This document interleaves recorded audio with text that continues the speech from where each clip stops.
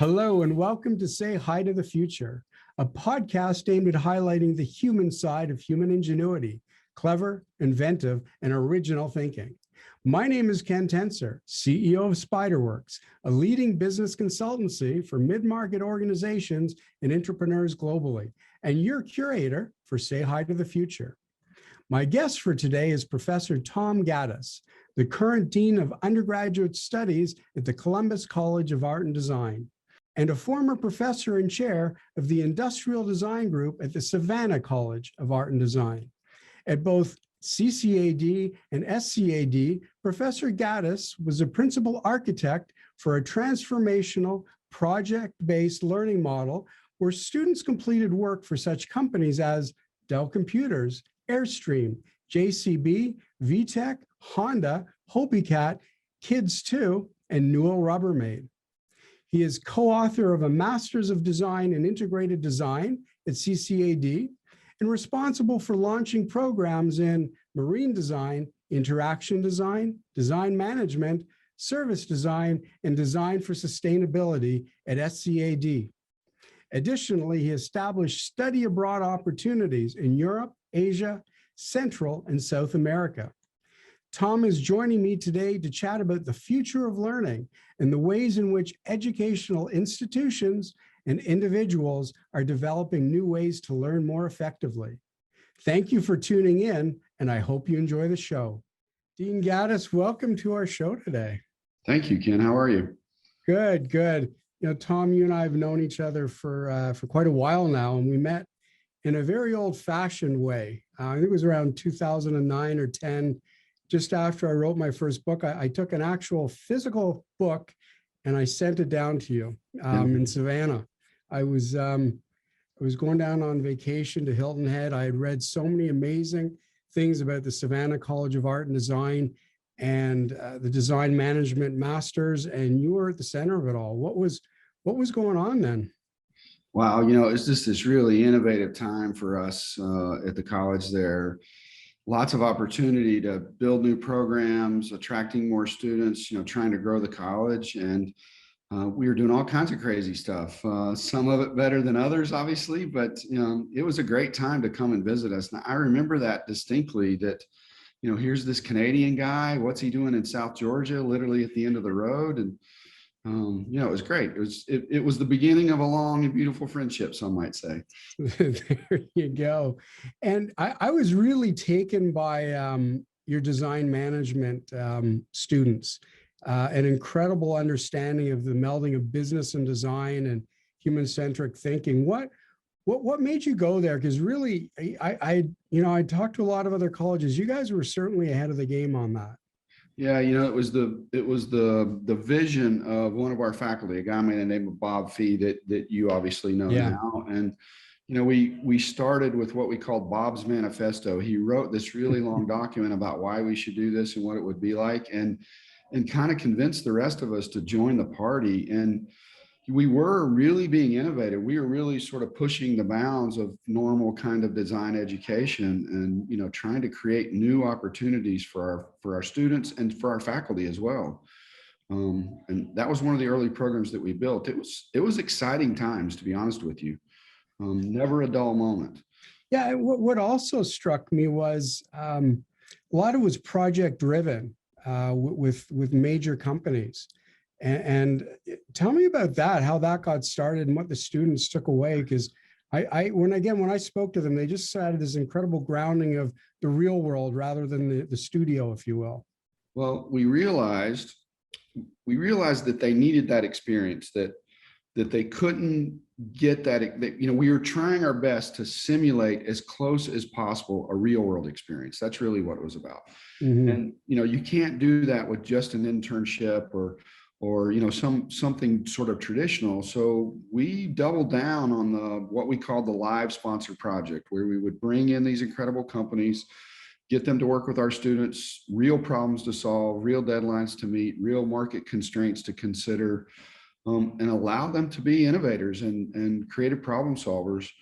And, you know, we had a good run. We changed culture of many companies. We got them to think differently. We exposed them to these young, highly creative minds that could look at their challenges from a different set of lenses. It was really successful, and it was really exciting work to do. The students were into it, the faculty were into it. Every day of work was fun because there was so much to do and such exciting things going on. Yeah, and I came down, I think maybe a second or third trip, it was to judge year-end projects, to hear the presentations. And it really was amazing how they understood the project and the impact it had. And I think that was the first time that I really understood, and I'll call it the power of co-op and cooperative education. And I think I've said to a number of colleges and universities now, I actually don't think anybody should be able to graduate if they haven't gone through a co-op program. I just think it melds real world and book learning. Well, it absolutely does. And I think the idea that, one of the challenges today with higher ed is we're being asked to cram more and more into the same 120 semester credits. I believe today my undergraduate students are getting 10 times the content I got as an undergraduate student. And so there's less and less room in the curriculum to do that. So in addition to this additional content, how do you give them that exposure to, business acumen, cultural awareness, leadership abilities, problem solving abilities? And the way we do that is bring these real projects in and give them that experience. For me, there's no better way to teach young design and business talent how to be successful than to throw their feet into the fire. Right? How do the companies react to it? You have to find the right company. They have to understand that they are still students after all, and they still have a lot to learn. And you're going to use their project as a way to further that learning. But what we tell them is that if you give them the right kind of challenge and the right kind of support, they will surprise you with the results, because they will get to solutions that your own staff probably couldn't get to on their own. Yeah, I know. I couldn't agree more. And we've always been, ever since I started doing workshops around, books and whatnot, always brought in students when I could to do reverse mentoring, whether it's co-op or just coming in to work with our clients sometimes in roundtable sessions, because they are seeing the world very differently than we do. Right. That idea that I forget what you called them not long ago, but that idea of the next generation sort of, looks at the world differently than we do. And they've had different experiences. Yeah. They grew up with that digital technology in your hand. We had to adopt to it. And so their perspective is different. And that means that they can solve problems differently as well. Yeah. And I think what you're referring to is when I call Gen C or Gen Connected. Yeah. And it's as you said, people look at millennials and say, oh, they can't communicate. And that's not true. They just communicate differently. Yeah. And they've been taught, or not even taught. I mean, they've got smartphones, they've got smarts in terms of technology and connectivity. They can have conversations with anybody, anywhere in the world, anytime, on any topic. And I mean, we didn't have anything. We had the phone book. The phone book, right. I've said that, email is my generation's technology. It is definitely not theirs. And, while we think of them as sort of disconnected and entitled, that's actually quite the opposite. They are very connected, and their exposure is terrific, right? They have the ability at their fingertips at a moment's notice to get information from literally around the world.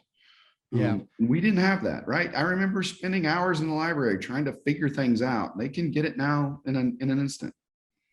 Well, it's true. And I think, one of the issues I think that all great companies, or all companies would like to be great, have to learn is how to engage Gen Z, how to engage millennials, because you can't bring people who are highly conversational in their own way and stick them in a cubicle and say, yes, we'll let you talk in 10 years. And I mean, I know that's what we had, but it just doesn't work anymore. No, it doesn't. And I think companies are slowly starting to figure that out and understand that, schedules need to be a bit more flexible and, give them that opportunity to socialize while doing work. Right. And, because that's part of their process for solving the problem. And it's not the same mentality of just get in your office, put your head down and get the job done. They work differently, and we got to give them that freedom, if you will, to work in that different manner. Yeah. And it's, you say you were talking about put your head down. I remember my first degree in business. I remember getting close to the end, and one of the profs, highly motivational, said, okay, once you get out in the real world, one foot in front of the other, head down, shut your mouth. And in 30 years, you get a gold watch. And I'm thinking, wow, was that not me? I don't think that this generation has any of that in them. No, they definitely don't. But at the same time, they have similar ambitions that we have, right? They want to succeed, and they want to be successful. I love telling this story, if I can, real quick. So I had a student going to an internship out in California. It was our first student to go to this company, and we needed him to be successful, or no other student was going to get the chance, right? And I said, look, there's really 3 simple rules that you got to remember. And if you can do these 3 things, not only will your internship go well, I guarantee you they'll offer you a job at the end of it. And so I told him, show up early, stay late, and when they need a volunteer, raise your hand. And it works, right? And so I met with his boss several months later at a conference or something. Let's go have coffee. And I said, how's my guy doing? And he's like, man, he shows up early. He stays late. When I need a volunteer, he's the first one to raise his hand. And I thought, yes, one of them finally listened, right?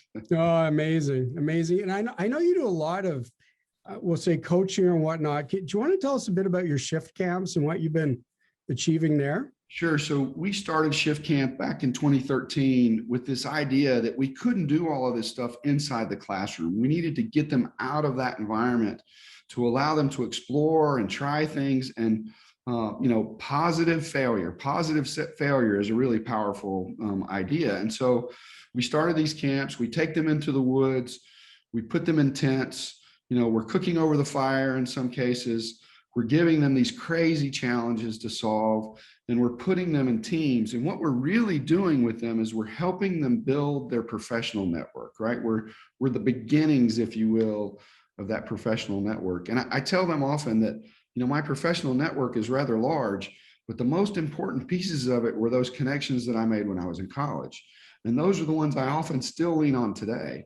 And so, we want them to build that community. We want them to teach them those soft skills, but I started calling them soft sciences because they're actually hard, right? It's things like leadership and knowing when to lead and when to follow, right? And it's a little bit of business acumen. It's a little bit of cultural awareness. It's a little bit of, working across disciplines to collaborate. And doing this in an environment that is really fun, unlike anything else most of them have ever done. And so they don't really have a chance to kind of think about it too much. They just dive in and get to it. And, it's been really successful. We've done, I think, 13 of those events to date. We have a loyal following that continues to come back to event after event. We have about 10 of them that have done every single event. Wow.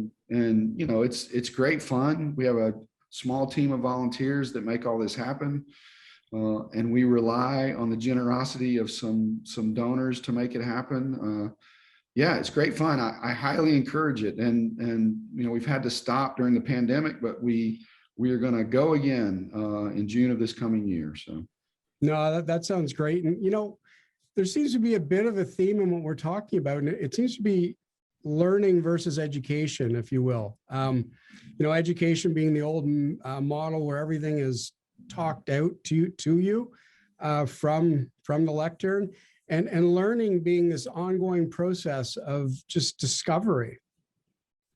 Yeah. So that idea of, the professor stands at the head of the class and professes it's a dead idea.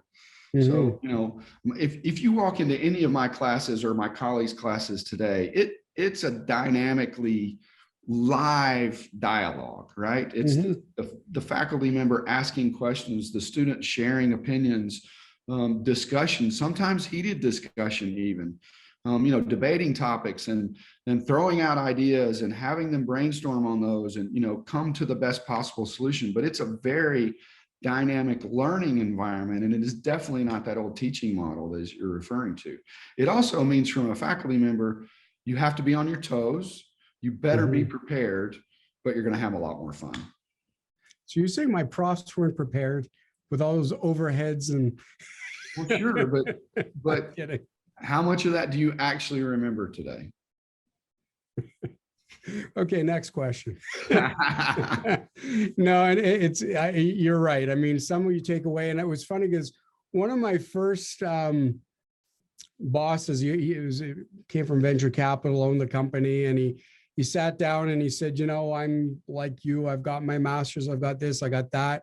And he said, the faster you wake up and realize that what you have is a structure to take knowledge, to understand or process it, but you actually don't know anything yet. You Right. don't know how to apply it. And you know, I was in my early 20s and I'm like, what do you mean? I got great grades and all that. But over time, he showed me, you know, how to be a sponge rather than, you know, I know what to do. I know the way. So I had a similar experience. I remember this like it was yesterday when I was an undergraduate. I went to visit with one of my professors at his office hours. I had a simple question I needed him to answer for me. And I walked in and I asked my question and he said, sit down. And he began to sort of ask questions back. And I remember leaving both frustrated and excited, right? Frustrated because he didn't just answer my simple question. He actually sent me away with 5 more questions to answer. But I was also excited because I began to realize what he was teaching me was about self-discovery, right? That was way more powerful. He could have easily given me the answer, but I wouldn't have learned very much. Yeah. And I think that's a model that I adopted as a faculty member as well, that you know, sometimes it's frustrating to our students for sure, but in the end, they recognize that this is the value of teaching oneself and that continuous pursuit of learning, continuous pursuit of knowledge. Yeah. And, you know, just to bring it to the business level, I think, you know, recently I've tried to, I've asked of people in our company to go out and take a course a year. Mm-hmm. And we'd pay for it. And I've talked to a lot of other companies about this and they say, oh, what type of courses? And they're saying, is it just business? Is it just whatever? And I said, no. Like we've had everything from pottery to service design to me, the outlier, doing my doctorate in innovation, human ingenuity. And they said, but why do you pay for the ones that don't help your company? And I said, no, if people are engaged and they are learning and they are enthusiastic, that is helping my company. And I think that that's just a message that needs to get out there more.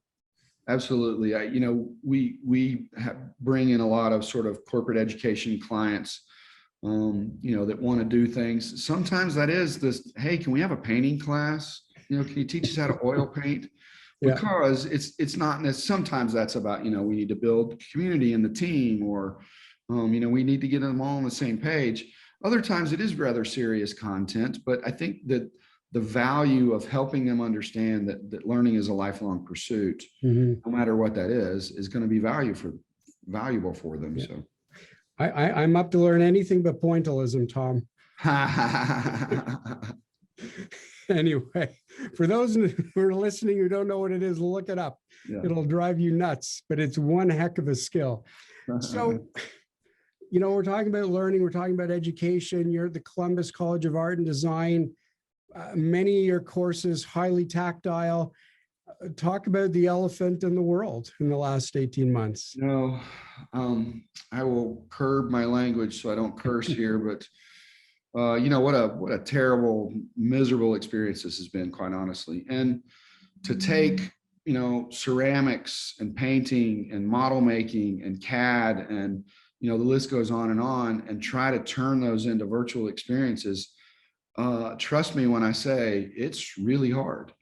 It's really hard to do it well. It's really hard to keep the students engaged. And, you know, I'm super proud of my team and the innovative approaches that they found and discovered to do the best that they could.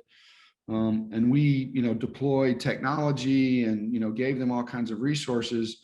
And so we gave it the best effort that we could, but it's certainly not our finest hour, right? And the students, I think the students were really interesting. For the large part, they were grateful.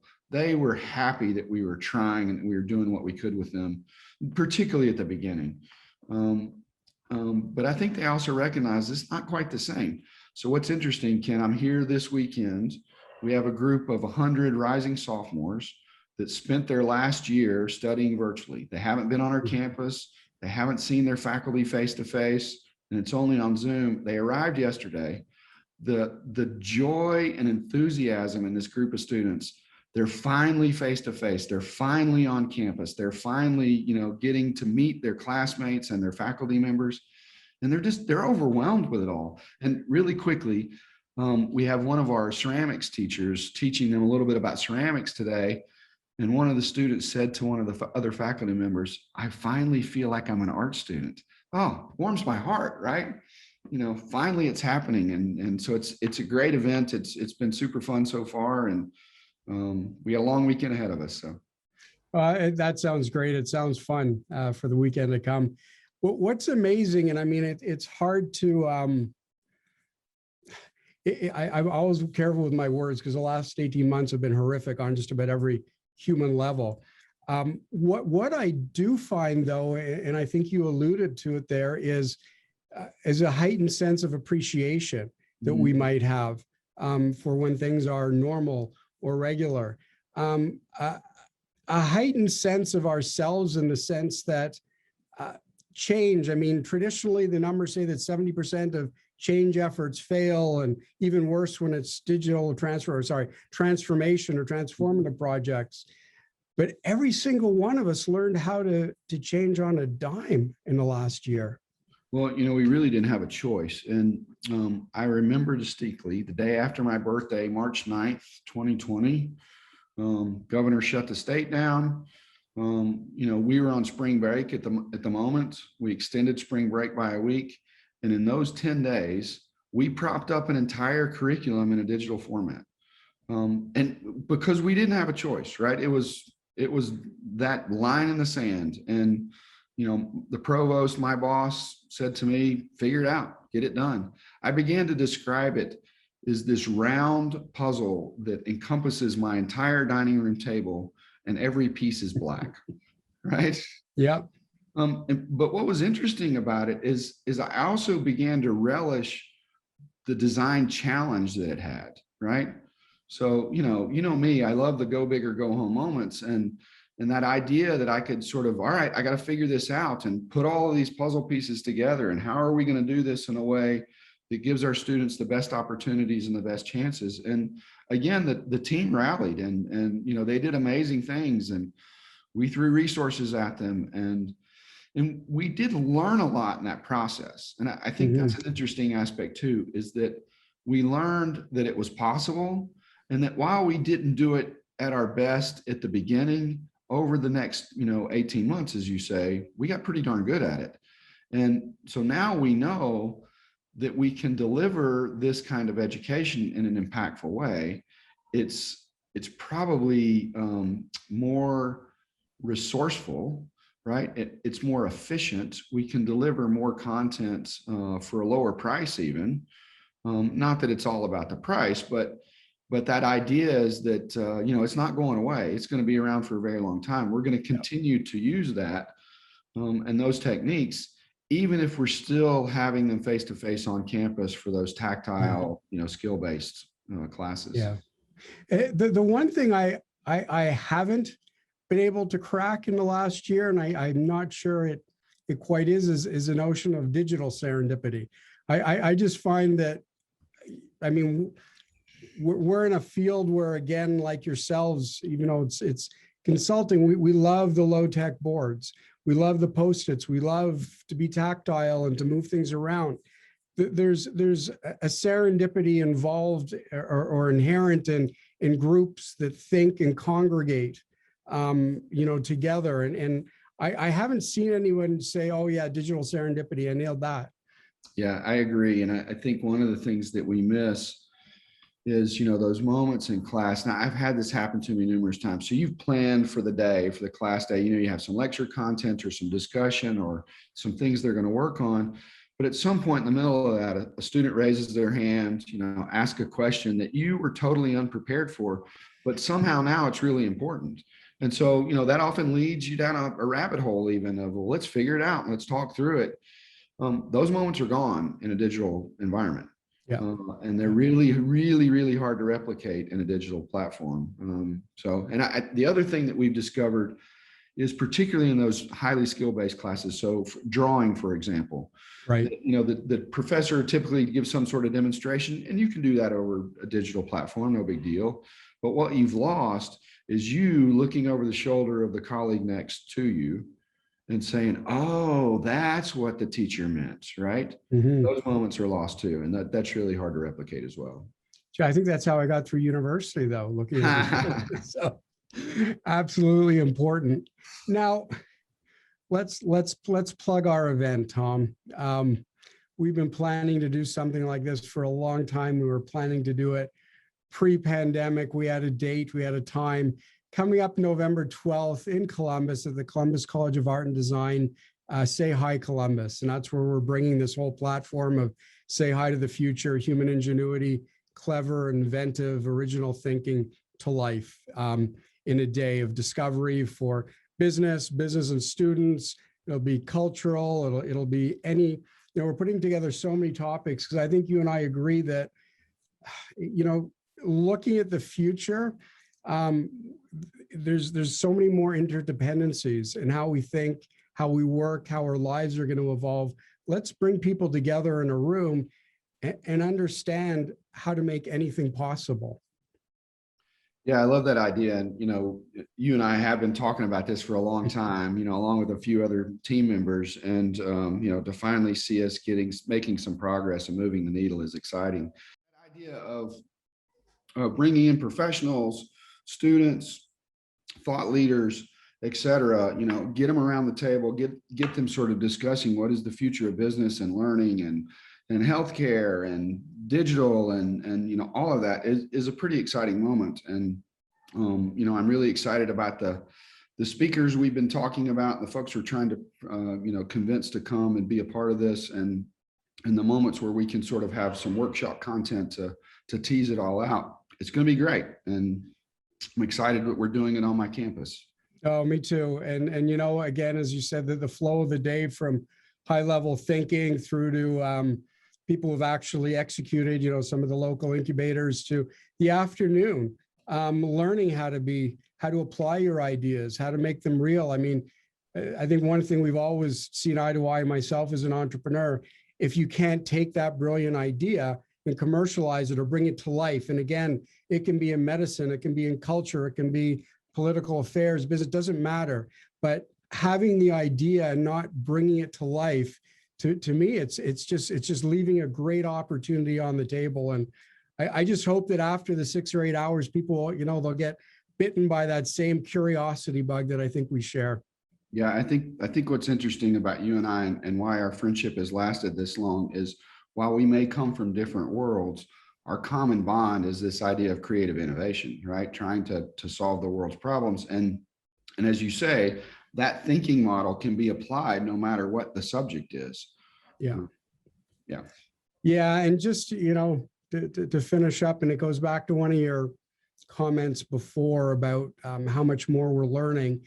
I read a post from the Mayo Clinic, it's a few years old, and it said that estimated by 2020 that medical knowledge would double every 73 days, which means that, you're 2/3 of the way through your first semester and the world has doubled around you. I mean, what hope do we have that way? Yeah. And that's why I think too, that this transition from education to learning to continuous learning, and to continuous questioning and doing and trying, just absolutely critical going forward. You're making me second guess that brain surgery I have scheduled for next week. There you go. You're absolutely right. I think the speed at which our students today have to learn, it's incredible, and it's way faster than you and I had it. And as a faculty member, that means I also have to keep up. Yeah. Keeps you on your toes for sure. There's also a bit of job security in that, maybe, right? I think there is. Well, as long as you have new ideas in any field, I think you've got some job security. But thanks for joining us. I so much look forward to November 12th at CCAD in Columbus for Say Hi Columbus. So thank you, Tom. Yeah, my pleasure, Ken. Good to see you, and can't wait to pull off that event. Take care. Take care.